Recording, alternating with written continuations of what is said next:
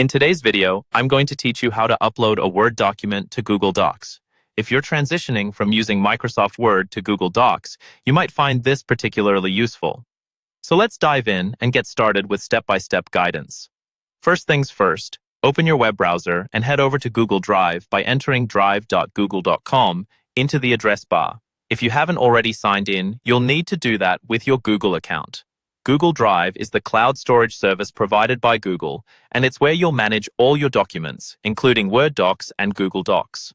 Once you're in Google Drive, take a look at the left side of the screen, and you'll find a button labeled New.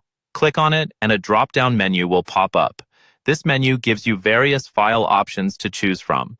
To upload your Word document, select File Upload from the list. This will prompt a File Explorer window to open, allowing you to browse your computer for the Word document you want to upload. When you find your Word document, click on it, and then hit Open or Choose, depending on your system. Your upload process will begin, and you'll notice an upload status indicator at the bottom right corner of your screen, showing you how much time is left and when it's completed. Next, once the upload is finished, you can find your Word document in your Drive. But to open it as a Google Doc, all you need to do is double-click on the uploaded file.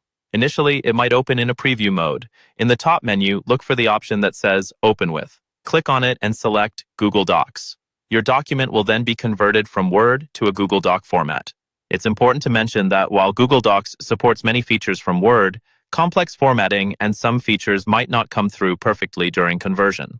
So after opening it in Docs, make sure to go through your document to check for things like image placements, special text formatting, or fonts that might have changed.